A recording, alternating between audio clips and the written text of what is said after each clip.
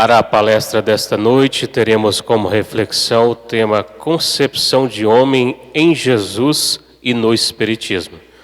Hoje com o nosso amigo Jomar Gontijo, que é presidente do GEC, Grupo de Educação, Ética e Cidadania. Portanto, Jomar, seja bem-vindo e um bom trabalho. Muito obrigado, Eurípides.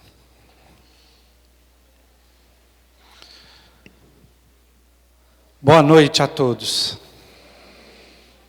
Uma alegria novamente estar nessa casa de luz, nessa casa de esclarecimento e de consolo. Na verdade, eu queria descer e ficar aí pertinho de vocês para a gente falar mais perto, mais amigavelmente. Mas felizmente ou infelizmente, estão nos gravando aqui para depois ser exibido na internet. E também por causa das dimensões da casa, a gente tem que ficar aqui nesse palco. Mas espero que a gente tenha um diálogo, uma conversa, e que a gente possa sair daqui hoje com um conhecimento maior a respeito dos ensinamentos do Mestre Jesus para nós e também da doutrina espírita, que complementa esses ensinamentos. A proposta de hoje, talvez é para falar de uma palavra difícil, antropologia, mas que é muito simples, não é complicado. É uma palavra não muito usual, mas é uma palavra que vai ser importante a gente entender sobre ela, para a gente entender melhor o nosso papel no mundo, segundo o que ensinou Jesus e segundo o que fala o Espiritismo. Então, o que a gente preparou para o estudo de hoje? Nós vamos falar o que é antropologia, para todo mundo saber. E aí nós vamos falar de como é que esse conceito do que é o homem, do que é ser homem, ser humano, Ser homem não no sentido de ser masculino, mas de ser humano, masculino ou feminino. O que isso significa na nossa vida? O que essa concepção faz de nós? Porque é muito importante, a gente nem percebe isso. Depois, nós vamos falar de que Jesus entendia de ser humano, de homem, Jesus que ele chamava a si mesmo de filho do homem. Olha só que interessante, ele sempre falava assim, o filho do homem veio ao mundo, o filho do homem isso, o filho do homem, referindo-se a si mesmo. E depois, como é que essa visão de homem, ela se modifica no Espiritismo? Será que é diferente de Jesus? Será que é o mesmo? O que tem de diferente? E finalmente nós vamos na conclusão. Então, nós fizemos o estudo dessa forma, vamos tentar falar da forma mais simples possível para todos nos entender.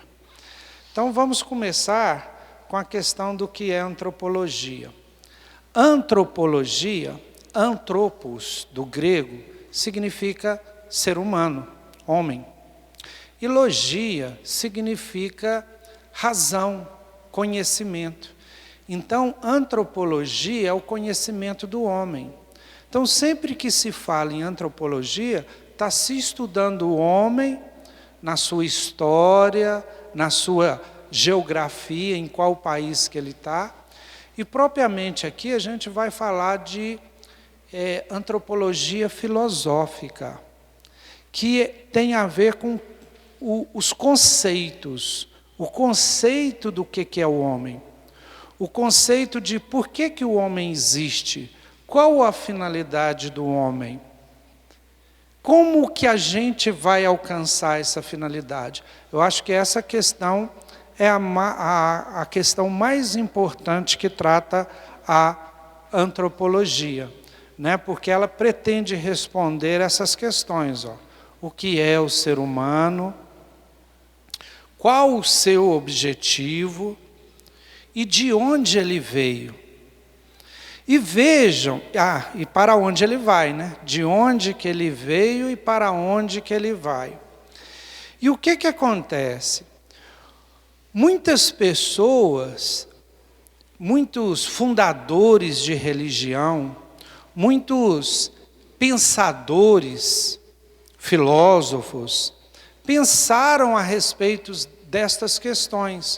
O que é o homem? De onde que ele veio? Para onde que ele vai? Eu coloquei alguns aqui só para a gente pensar a respeito.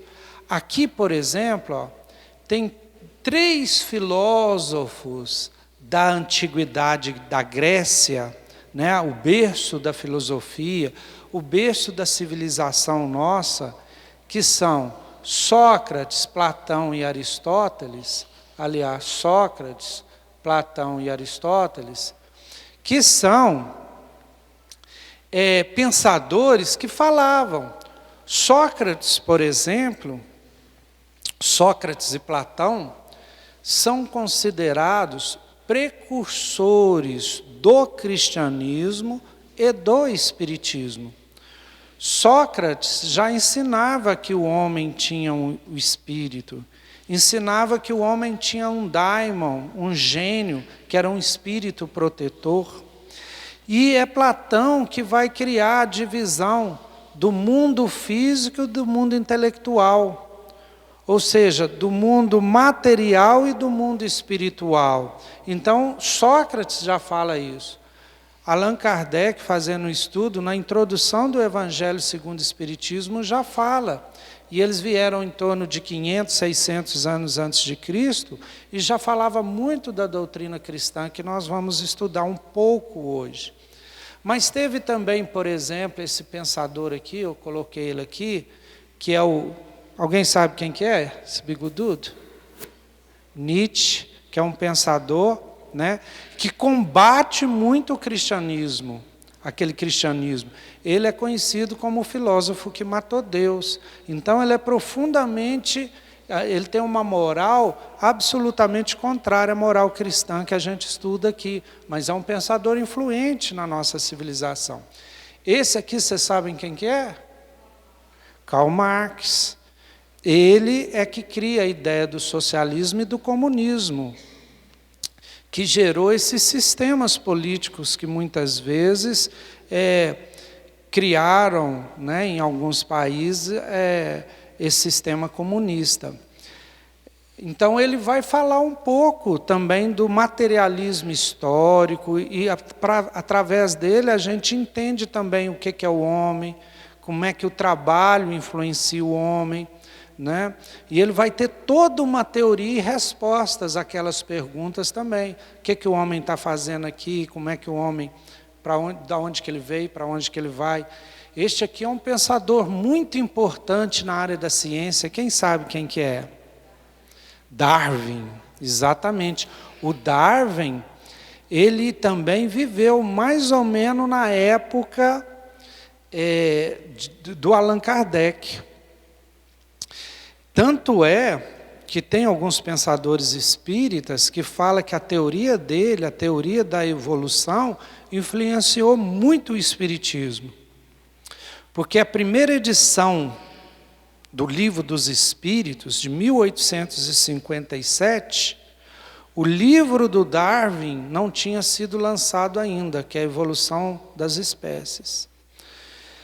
Kardec lê a Evolução das Espécies, faz uma crítica do livro na Revista Espírita, e depois ele lança a segunda edição do Livro dos Espíritos, expandidas, e com muita coisa que a gente já reconhece as ideias de Darwin, influenciando a proposta lá do Livro dos Espíritos.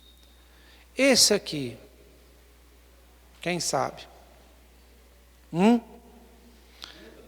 Isto é um dos símbolos do Buda, porque ninguém sabe como ele era, né? E ele tem uma doutrina muito parecida com a de Jesus, uma doutrina também que fala do amor. E esse? Quem? Jesus?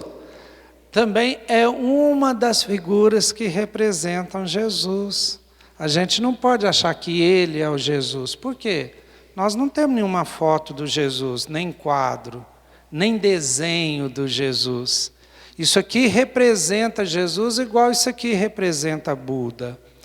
Porque a gente não sabe como Jesus era. Aliás, estudiosos, né, dizem que Jesus não era desse jeito, não, porque esse jeito é muito europeu. Jesus nasceu em outra região, em outro povo, etc. E quem sabe o que é isso? Quem sabe? É um ramo de uva, né, que tem as folhas, o galinho, e aqui tem uma uva. Quem sabe por que isso aqui está aqui? No estudo do homem, de conceito de homem. Ninguém? Ninguém arrisca? Hã? Depois nós vamos descobrir por que esse símbolo está aqui, né? Vamos avançar então um pouco. Então, o que eu quis dizer aqui? Veja que isso é estudado, toda a história da humanidade, pensadores, filósofos, quem fundou religião, sempre pensou nisso. Que é o homem? Da onde o homem veio? Para onde ele vai? Como alcançar esse objetivo? Então, nós vamos começar aqui agora, como é que isso é importante na nossa vida? Como é que essa concepção de homem influencia a nossa vida sem que percebamos? E aí nós vamos mostrar isso através de um exemplo. Supomos que somos todos nós aqui materialistas. Vocês sabem o que é uma pessoa materialista? Materialista, ele acredita que só existe o princípio material, que o princípio espiritual, o que nós espíritas chamamos de princípio espiritual, por exemplo, o nosso espírito, para os materialistas, são efeitos do nosso cérebro. O que somos, a nossa consciência, é um produto do nosso cérebro. Se o cérebro morre, o produto deixa de existir. Então, aquilo que somos, tudo que somos, nossas lembranças, nosso carinho, nosso sentimento, nossa vida, deixa de existir. Então, a morte é o fim de tudo. O materialista acredita que nós nascemos e a nossa consciência vai se formando durante a infância, até chegar ao que somos ali depois da adolescência, e que na morte tudo acaba.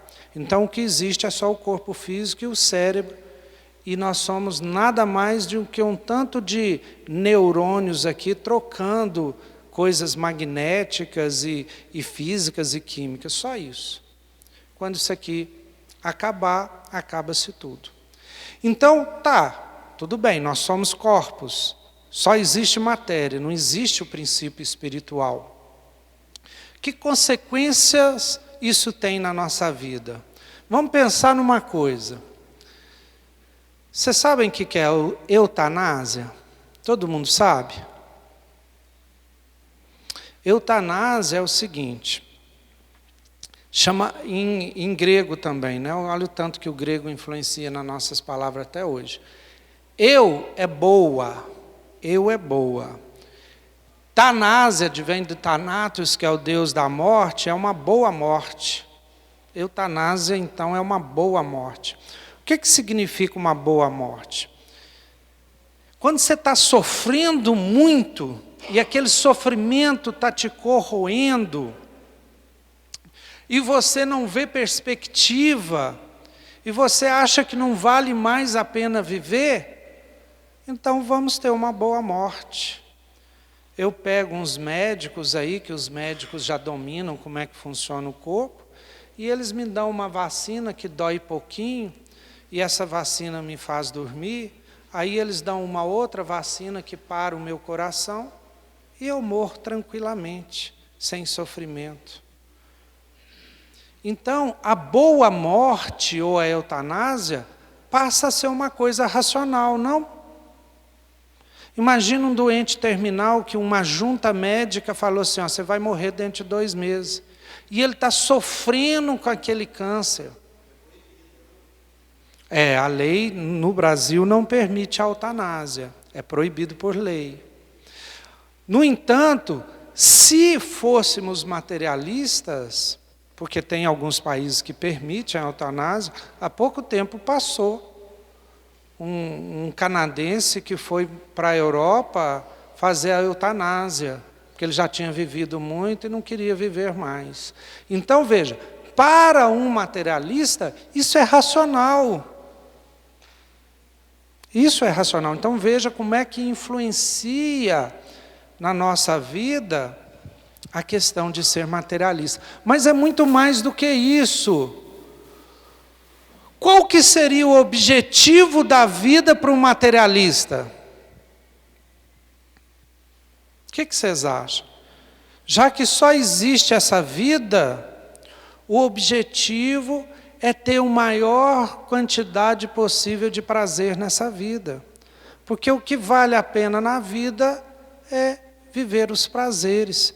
Prazeres materiais e prazeres, digamos assim, espirituais, que seriam prazeres do cérebro.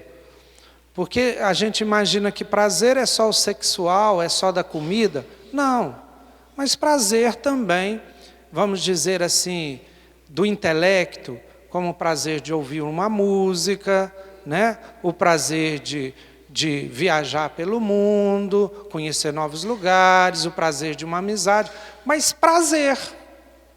A vida está aí para viver prazer, prazer sensorial e prazer intelectual. Isso seria o natural, o comum. E aí, mas qual que é o problema viver prazer? Tem problema nenhum. Você pode viver os prazeres sensoriais e os prazeres intelectuais. Mas será que o objetivo do homem, o objetivo da vida, do ser humano, é vivenciar prazer?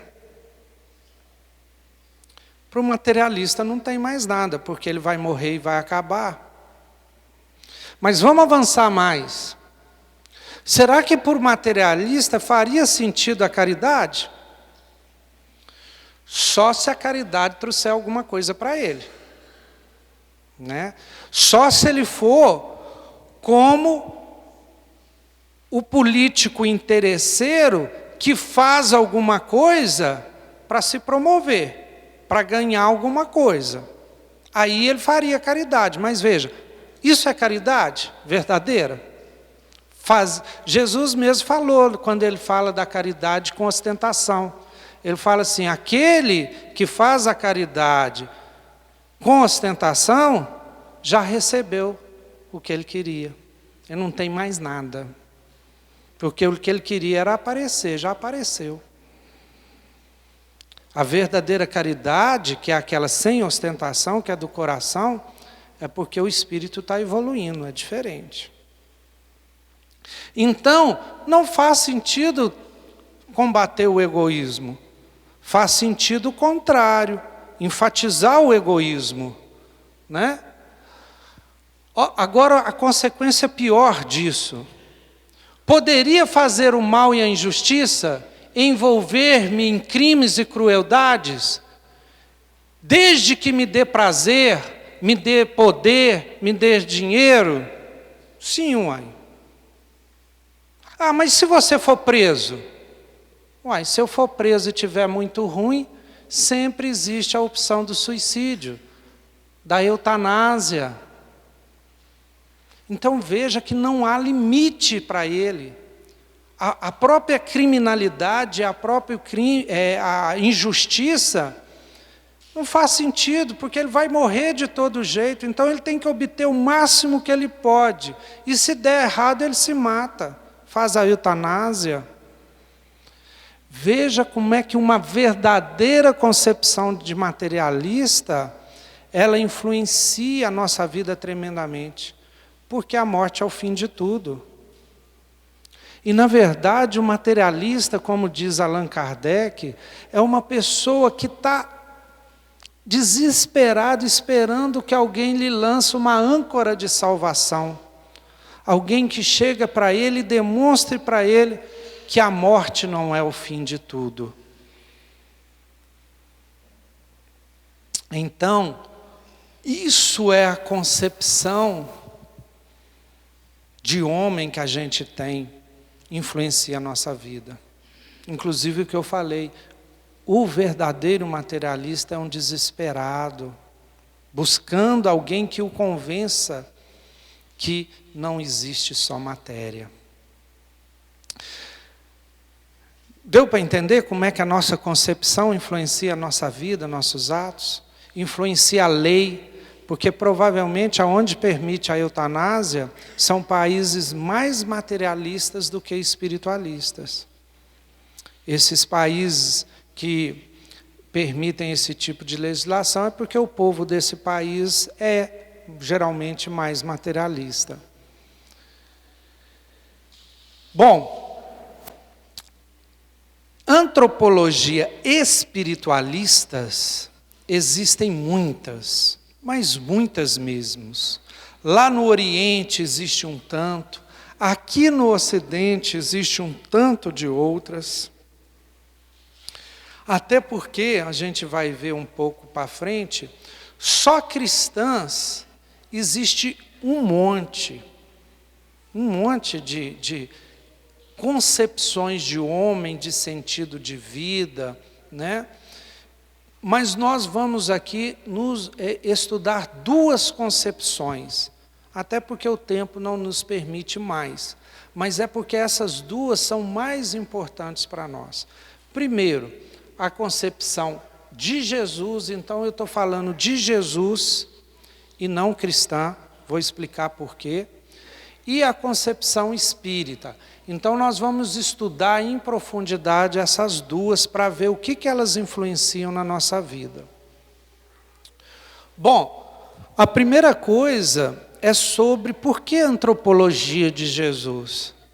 Vocês lembram que agora há pouco, quando eu mostrei uma foto de Jesus, eu falei assim, esse aqui é o Jesus? Não, é uma figura que representa Jesus. Olha aqui outras figuras que eu peguei na internet. Tem jeito de diminuir a luz aqui só para o pessoal ver essas figuras, que eu não sei se vocês estão enxergando bem. Tem jeito não de apagar essa luz? Vocês estão vendo aqui? Olha só, aquela figura que tiraram de Jesus daquele manto que descobriu na Idade Média. Olha aqui um Jesus sorridente, né? Um Jesus assim, um Jesus. Então são vários tipos de Jesus. E eu já vi um Jesus negro, um Jesus mexicano, tá? Eu já vi vários, cada cultura faz um Jesus à sua cultura. E a gente não sabe como é que era Jesus. Jesus nada escreveu.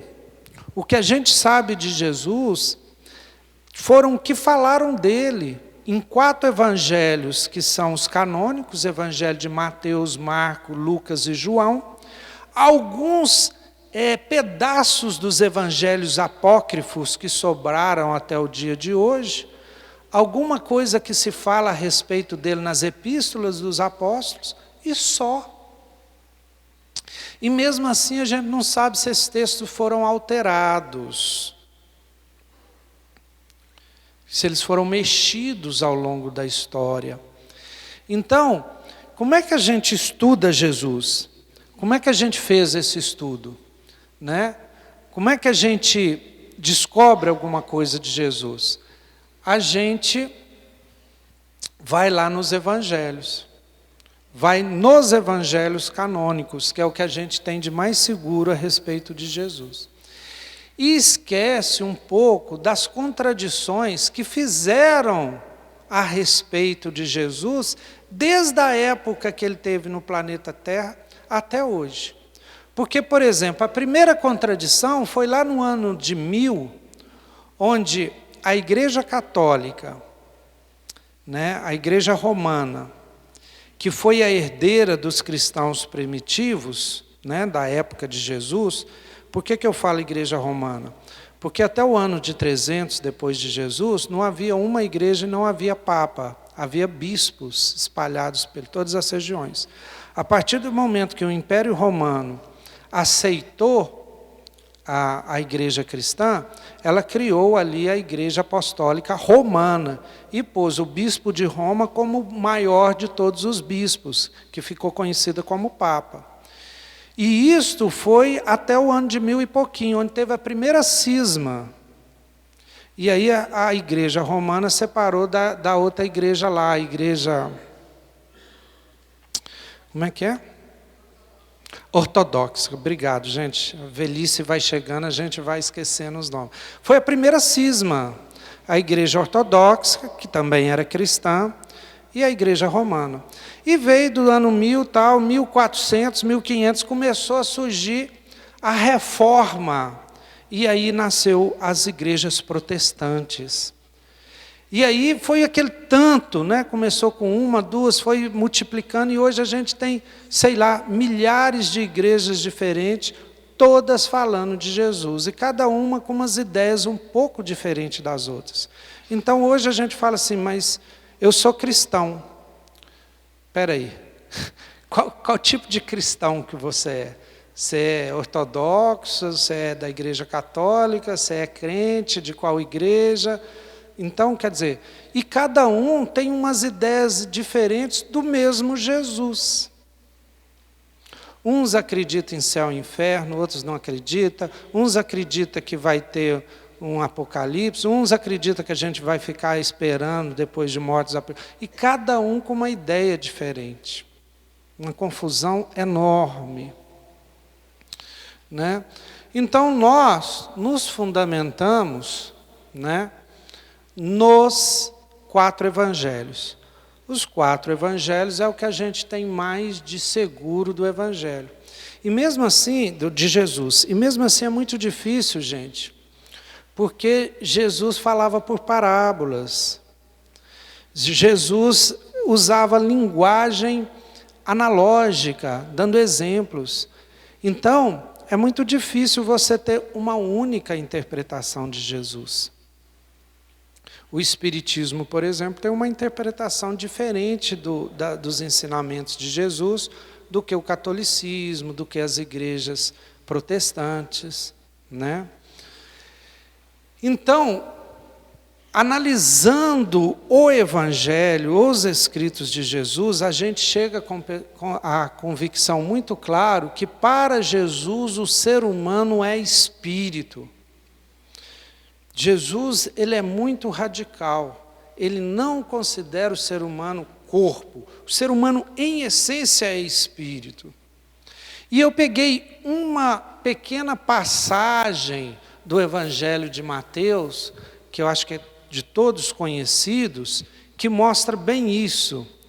Jesus está discutindo lá com os judeus da época dele, e ele critica muito os judeus, né, em algumas atitudes. Jesus é um revolucionário, porque a ética dele é muito superior a tudo da época dele, e porque a antropologia dos judeus daquela época era que, muito das leis dos judeus, olha que interessante, as leis dos judeus, que eram inspiradas em Moisés, eram leis higiênicas, eram leis para o corpo humano, né? Lavar as mãos antes de comer, né?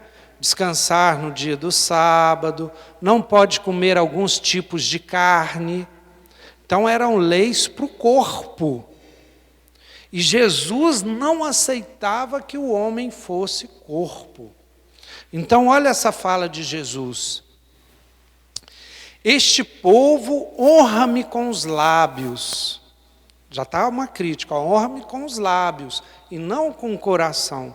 Jesus sempre ia na essência das coisas, né? Então a pessoa fala na frente pelos lábios, mas lá atrás ela fala mal. Então esse povo honra-me com os lábios, o seu coração, porém, está longe de mim. Mas em vão me adoram, ensinando doutrinas que não são preceitos do homem. ensinando doutrina que não é preceito do homem. Chamando a si a multidão, disse-lhes: ouvi e entendei. Jesus tinha isso, né? Aqueles que ouçam, né? E tal. Então, olha o que Jesus fala. Não é o que entra pela boca do homem que contamina o homem. Ele estava sendo criticado lá por comer alguma coisa lá que era proibida. Não é o que entra pela boca do homem que contamina o homem, mas é o que sai da boca. Isso é que contamina o homem. São estas coisas que contaminam o homem. Mas o comer sem lavar as mãos, isso não contamina. O que eu quero dizer com isso?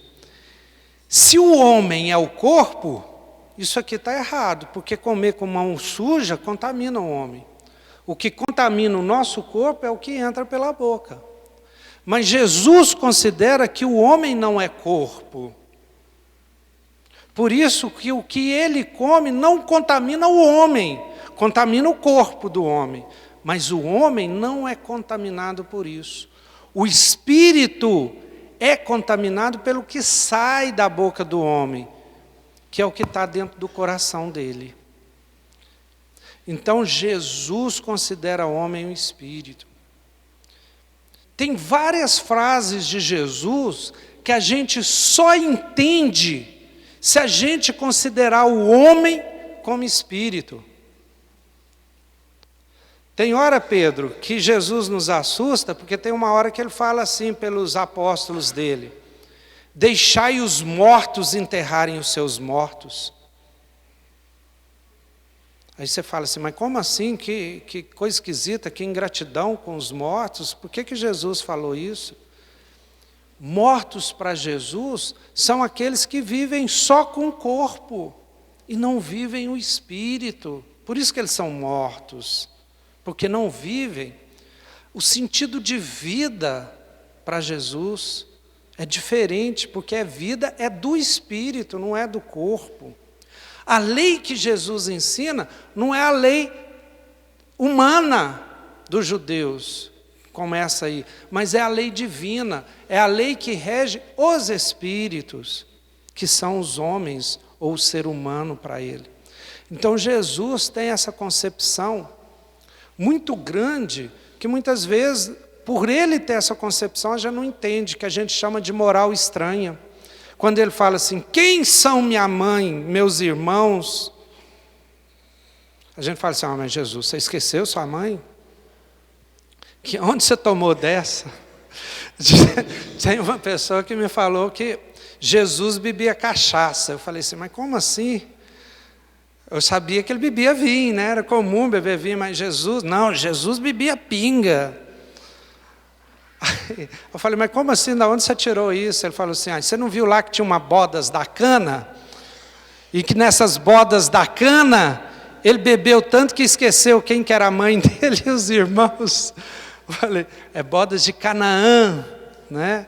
E ele realmente falou, quem são minhas mães, quem é minha mãe, quem são meus irmãos, mas para exemplificar que enquanto espírito, os irmãos dele são todos os espíritos, filho do Pai, e que estão com ele porque fazem a vontade do Pai. Então, só assim a gente entende essas falas assim, que se a gente não entender que Jesus fala de espírito, fala de lei divina, a gente não entende as falas dele. Então, essa é a concepção de Jesus. E aí, continuando estudando Jesus, qual é a finalidade do homem? Ou seja, do espírito, de cada um de nós enquanto seres espirituais. Alcançar o que ele chama de reino dos céus, alguma vez reino do meu Pai, reino de Deus, né? Algumas vezes ele fala, o meu reino não é deste mundo, mas este reino, que reino que é isto? Então, ele não dava conta, daquela época, para aquele povo, explicar isso. Então, ele começa a dar algumas parábolas, A maioria das parábolas que Jesus conta é explicando o que seria isso do reino dos céus. Vou só relembrar algumas. Bem-aventurados humildes de espírito, porque deles é o reino dos céus.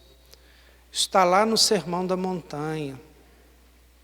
Olha só, a humildade. Então o reino dos céus tem a ver com humildade, que é virtude, que é do espírito. Olha que interessante.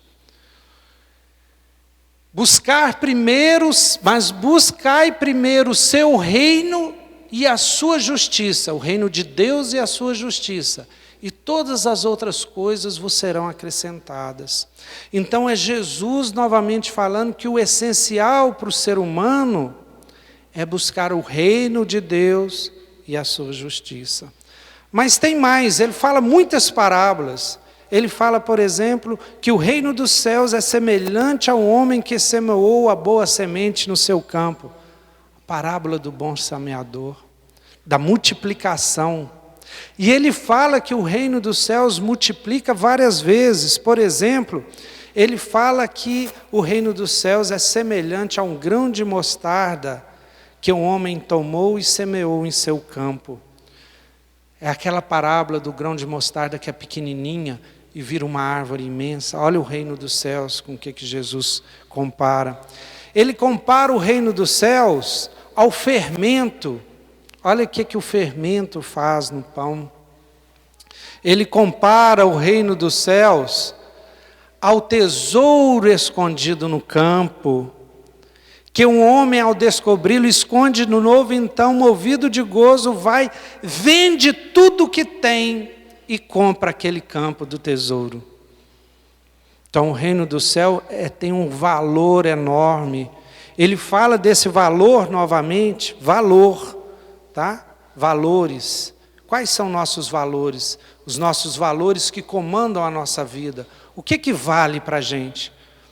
O que você não vende por dinheiro nenhum? O que alguém que se oferecer para você 1 milhão, 1 bilhão de reais, você fala assim, eu não vendo. O que é a dignidade para você que você não vende por preço nenhum?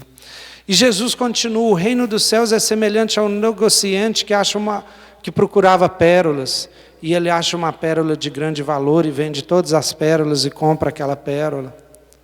O reino dos céus é semelhante a uma rede lançada no mar que pega todas as espécies de peixe. E aí ele vai e escolhe os melhores peixes. E Jesus disse também, deixais as crianças e não impeçais que elas virem a mim, porque tais é o reino do céu.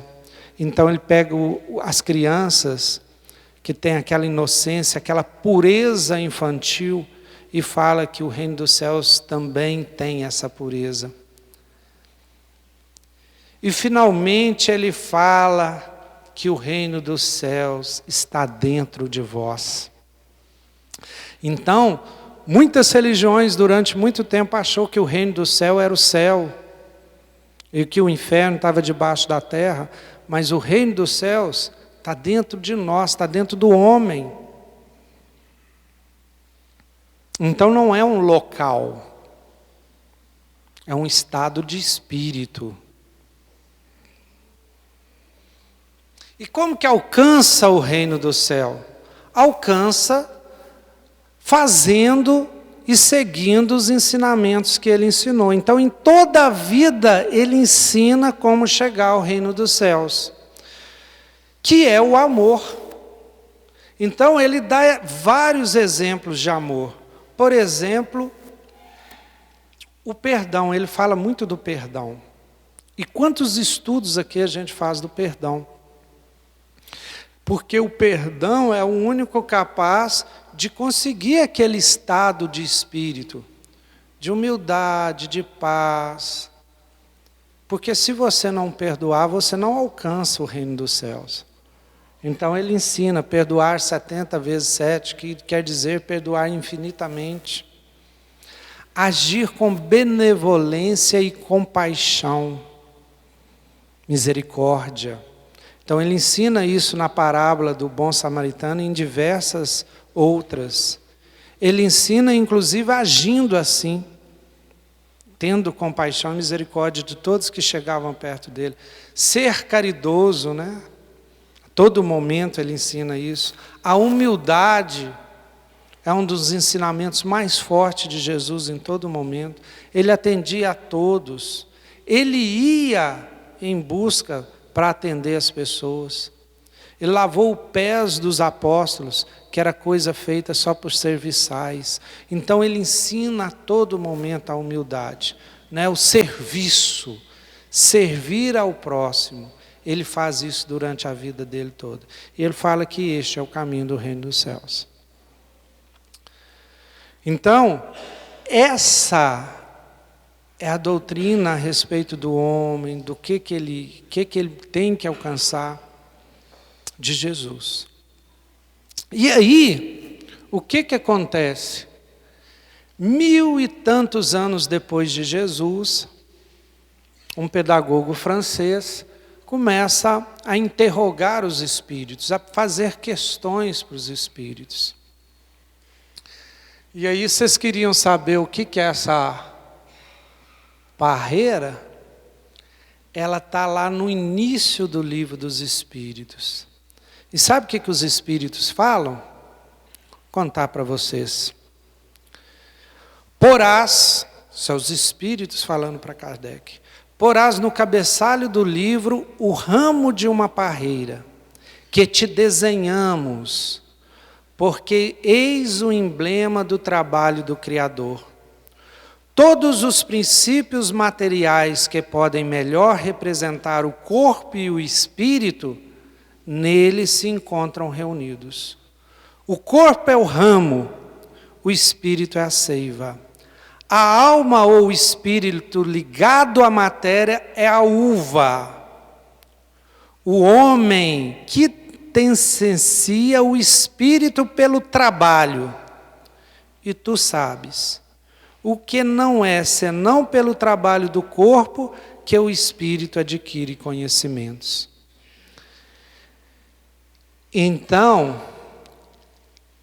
nessa época já havia começado a ciência, e Kardec não fala por parábolas, ele explica detalhadamente todas as coisas. Ele apresenta uma concepção de homem, tá? Como o espírito reencarnado. Então o homem é, na verdade, constituído de espírito, perispírito e corpo. Não contradiz a concepção de Jesus, mas ele amplia e mostra que nós somos corpo também, e temos inclusive um elemento de ligação do corpo com o espírito. Então ele amplia, ele detalha mais a visão de homem. Então o homem tem 3 componentes, e quando a gente for estudando, cada componente, o entendimento de cada componente, o entendimento do corpo e por que existe o corpo, o entendimento do perispírito e por que existe o perispírito, e o entendimento do espírito, vão fazer com que a gente nos entenda mais e saiba lidar mais com os nossos problemas e com aquilo que precisamos fazer. Então, para o Espiritismo, o homem existe antes do nascimento do corpo e depois do nascimento do corpo. O que acontece? Jesus chegou a falar isso. Tem uma parte que Jesus fala: aquele que não nascer de novo não alcançará o reino de Deus. Mas só que nem todas as religiões aceitam isso. Nem todas as religiões cristãs aceitam isso. Por isso aqui já tem uma primeira divergência entre algumas religiões cristãs e o Espiritismo. O Espiritismo acredita que o homem, né, o espírito, existe antes do nascimento do corpo e depois da morte do corpo físico, que também resolve um tanto de problemas. Porque se a gente não tivesse tido existência anterior, como é que existe tanta diferença no mundo? Como é que existe tanta diferença das personalidades das pessoas do mundo? Então existe antes e depois.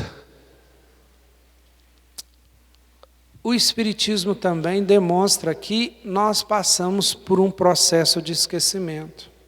Então nenhum de nós aqui lembra, pelo menos nenhum de nós deveria se lembrar de vidas passadas. A maioria não se lembra.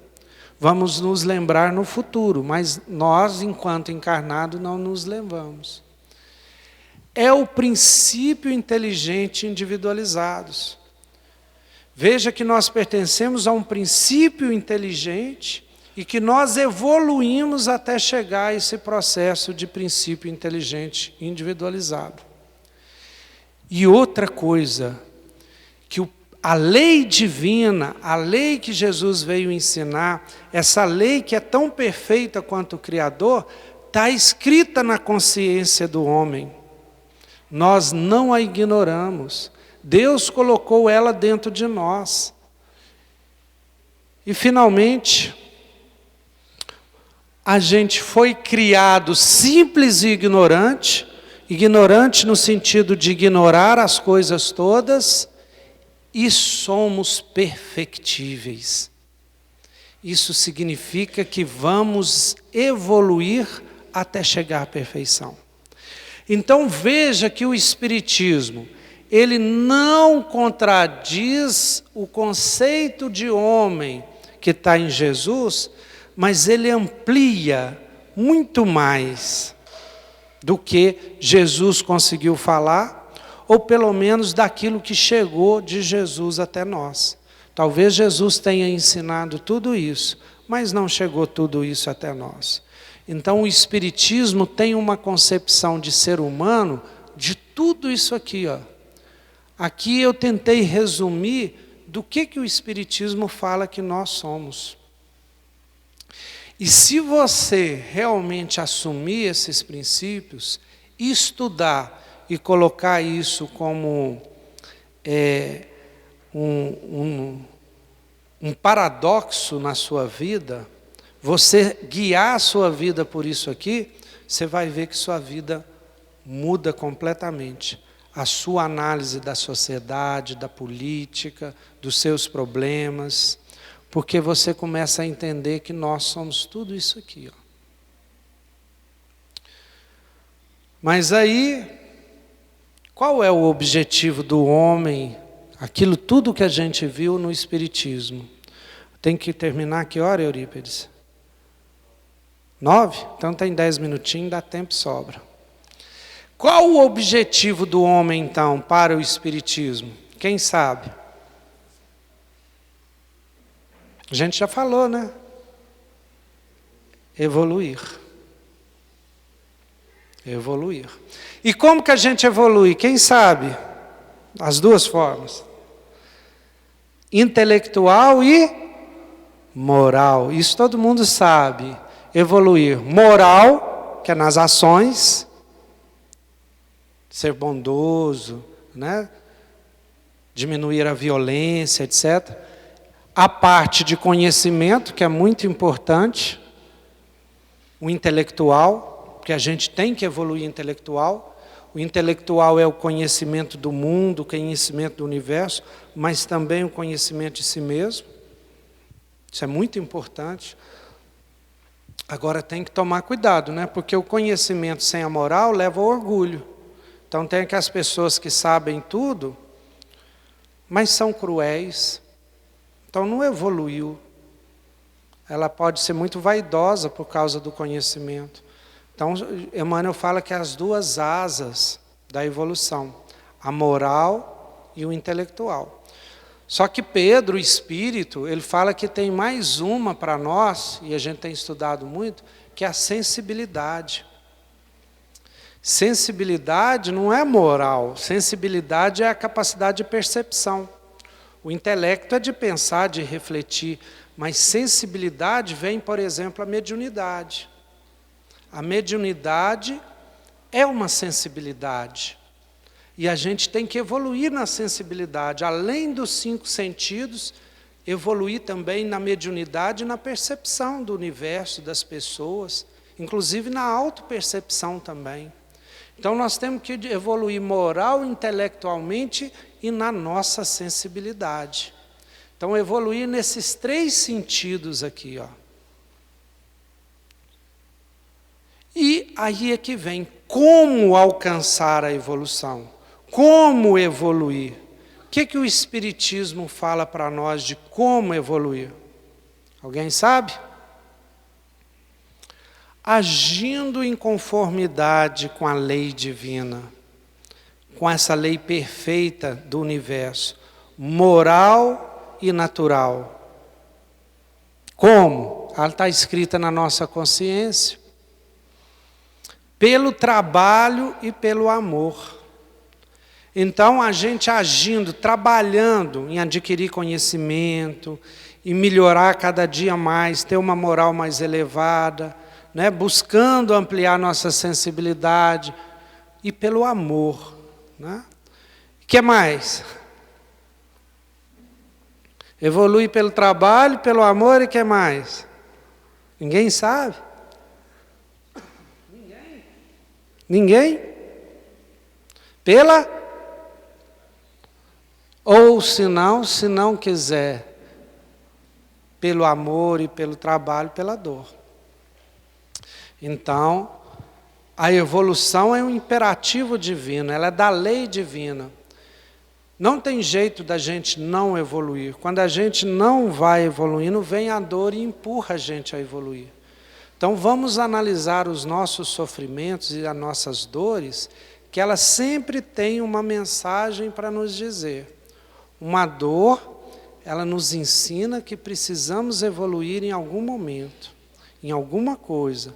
Essa é a mensagem da dor para nós. Agora, eu sempre recomendo evoluir pelo trabalho e amor. Não esperar a dor chegar. Mas, infelizmente, a maioria está aqui porque a dor trouxe, né? A maioria das pessoas chegam no Espiritismo, chegam na doutrina espírita pela dor. Ainda é assim num planeta de provas e expiação. E Kardec, então, ele coloca no Evangelho segundo o Espiritismo, fora da caridade não há salvação, né? Fora da caridade não há evolução. A gente tem que entender que Kardec escreveu há 150 anos atrás. A cultura lá era de salvação. As igrejas falavam, fora da igreja não há salvação. E ele aproveitou essa frase para colocar, fora da caridade não há salvação, mas na verdade o Espiritismo, o conceito não é salvação, o conceito é evolução. E fora da caridade não há evolução, também é Jesus. Olha só, porque é Jesus que fala da caridade. Caridade é amor em ação. Caridade em grego, ágape, é traduzido como amor. Então, o que acontece? É através do amor que Jesus ensina. Amar o outro como a si mesmo, fazer o outro o que gostaria que o outro lhe fizesse a si, significa sair do egoísmo e ir para uma solidariedade, para um sentimento de irmandade que nos une, seres espirituais.